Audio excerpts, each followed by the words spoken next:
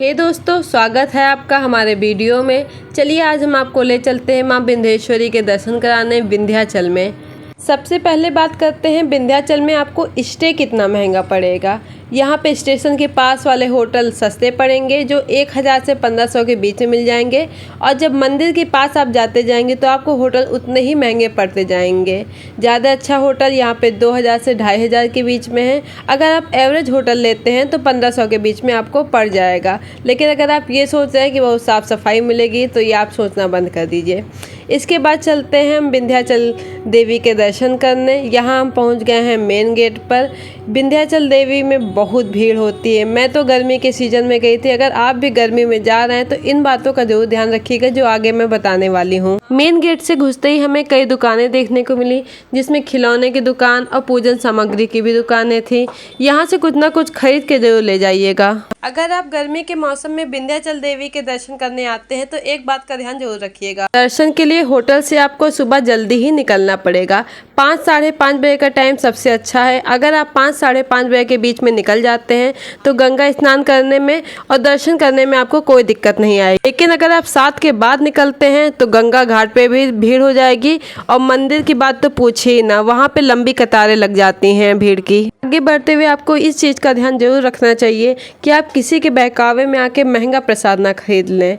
यहाँ पे प्रसाद के मूल्य बहुत ज़्यादा देते हैं। कुछ लोग तो स्टे फ्री में और यहाँ पे चप्पल जूते भी उतारने को फ्री में देते हैं, लेकिन उन सब का दाम वो प्रसाद में ही जोड़ लेते हैं। इन सब से बचने के लिए सबसे अच्छा उपाय है या तो आप थोड़ी दूर से ही प्रसाद खरीद लें, या आप घर से ही लैया या प्रसाद जो आपको चढ़ाना हो उसको लेके आएँ। अब हम माता जी के मंदिर के सामने पहुँच गए हैं। आप भीड़ देख ही सकते हैं, ये 7:30 बजे की भीड़ है, इसीलिए मैंने आपको कहा था इस टाइम पे बिल्कुल मत निकलिएगा। ये पीछे का गेट है, यहाँ से भी लोग दर्शन करने के लिए जाते हैं। आगे मैं बताऊंगी क्यों जाते हैं। इसके बाद हम आगे अपना सफ़र शुरू करते हैं।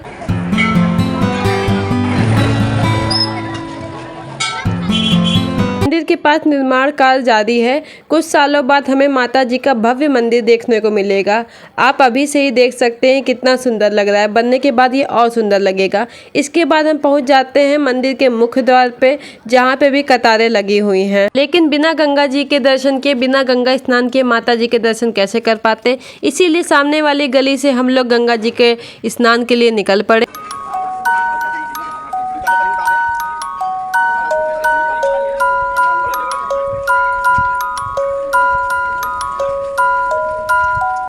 चलते चलते हम गंगा जी के द्वार पर पहुंच गए। यहाँ पर भी निर्माण कार्य जारी है। यहाँ पे कुछ सालों में बहुत भव्य द्वार बनेगा। चलते चलते हमें आगे बहुत सारी सीढ़ियाँ मिली। हम लोगों के लिए सीढ़ियाँ तो ठीक थी, लेकिन जो बुजुर्ग लोग हैं दर्शन के लिए आए हैं उन लोगों को थोड़ी मशक्कत करनी पड़ेगी। आप उन्हें सपोर्ट करके इन सीढ़ियों से लाइएगा। यहाँ की सीढ़ियाँ बहुत ऊँची है, इसलिए आपको बहुत मेहनत करके नीचे उतरना पड़ेगा और चढ़ना पड़ेगा। किनारे पे ही आपको बहुत सारी नाव मिल जाएंगी, जिससे आप दूसरे किनारे पे जा सकते हैं। वहाँ से भी लोग पूजा करते हैं, गंगा स्नान करते हैं। दोनों साइड से आप लोग स्नान कर सकते हैं, लेकिन गंगा घाट पे ज़्यादा ठीक रहता है।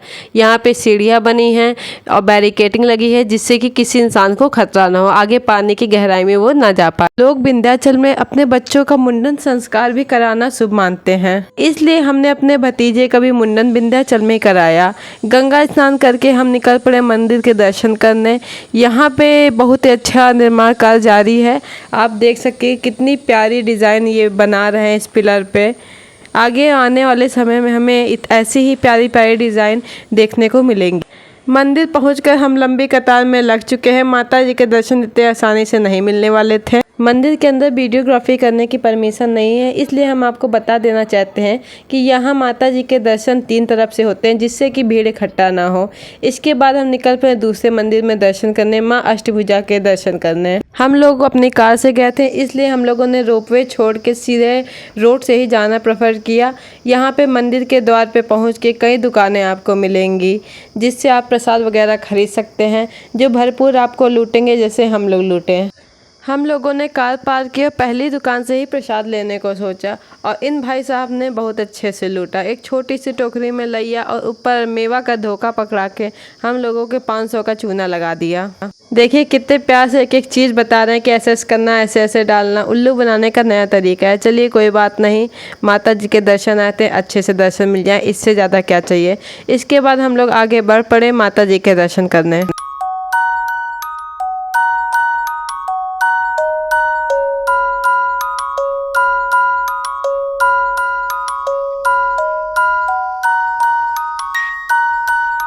इसके बाद हमें मंदिर प्रांगण में जाने से पहले सीढ़ियाँ भी उतरनी पड़ी। यहाँ पे बहुत सी सीढ़ियाँ थी जो हम लोग के लिए तो ठीक थी, लेकिन बड़े बुजुर्गों के लिए काफ़ी सीढ़ियाँ थी। उतरने के लिए तो आदमी उतर जाएगा, लेकिन चढ़ने में बहुत दिक्कत आएगी। इसलिए पानी की बोतल अपने साथ रखें, क्योंकि पानी की जरूरत इन सीढ़ियों को चढ़ने में बहुत लगने वाली है। माँ अष्टभुजा का आशीर्वाद प्राप्त करने के लिए बहुत से भक्त आए थे। चलिए फिर हम आगे माँ अष्टभुजा के दर्शन करने का सौभाग्य प्राप्त करते हैं।